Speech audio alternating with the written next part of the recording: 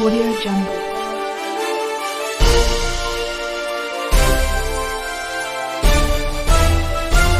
Audio Jungle.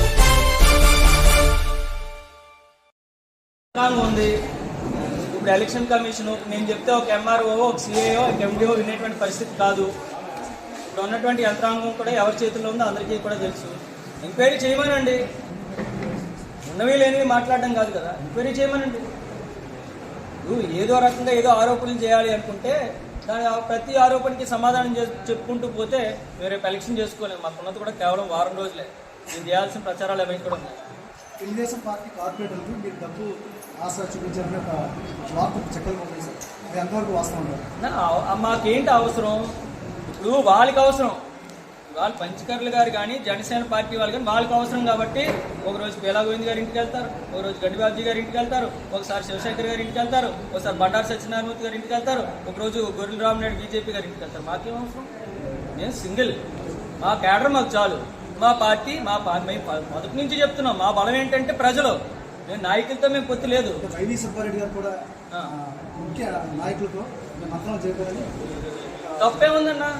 ఇప్పుడు జనరల్గా ఎవరైనా పార్టీలోకి ఆహ్వానించేటువంటి కార్యక్రమం చేస్తాం, వాళ్ళ అభిప్రాయం బట్టి వాళ్ళ పార్టీ విధి విధానాలు నచ్చి లేదు జగన్మోహన్ రెడ్డి గారు అంటే మాకు ఇష్టం, మేము మాకు ఉన్నటువంటి పరిస్థితుల్లో మాకు ఇక్కడ అగౌరవం జరిగింది, ఆ పార్టీలోకి వస్తే గౌరవం పెరుగుతుంది అనుకుంటే వాళ్ళు వస్తారు, లేకపోతే లేదు. అడగడం తప్పు కాదు కదా.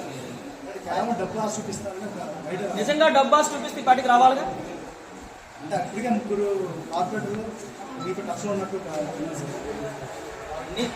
జనరల్గా ప్రతి ఒక్కరిని రాజకీయాల్లో ఉన్నప్పుడు ప్రతి ఒక్కరూ ఎదుటివారు సాయం కోరుకోవడం సహజం. ఏ పార్టీ నాయకులు ఆ పార్టీకి ఉండిపోతే నెక్స్ట్ ఎలక్షన్లో వేస్తుంది. అదే వచ్చేయాలి కంటిన్యూస్గా. ఇటు నుంచి అటు నుంచి చుట్టూ మార్పులు సాయం కోరుతాం, అందరినీ కోరుతాం. వాళ్ళు ఇప్పుడు జనసేన వాళ్ళు మా పార్టీ నాయకుల దగ్గరికి వెళ్ళట్లేదా?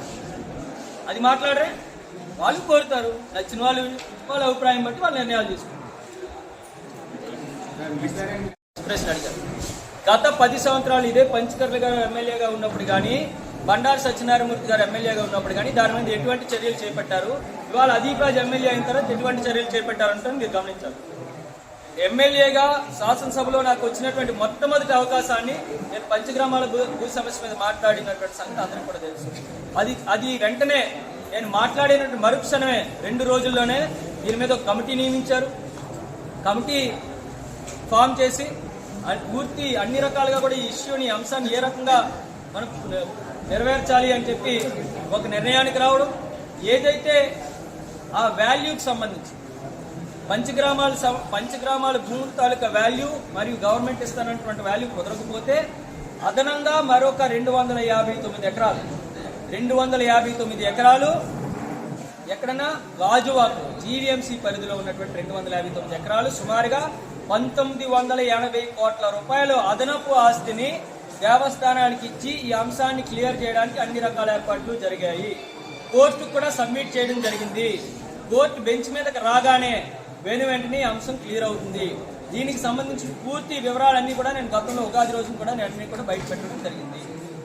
దీనికి కావాల్సినటువంటి 90% పని అయితే పూర్తయింది. రేపు కోర్టు బెంచ్ మీదకి అడ్మిట్ చేయగానే ఈ అంశం క్లియర్ అవుతున్నట్టు నేను చెప్పగలను. నాకు అర్థం కాదు, కానీ మీ భూమి నేను రాసేసుకుంటే అవుతుందా? ఎవరి భూమి ఎవరు రాసేసుకుంటారన్న?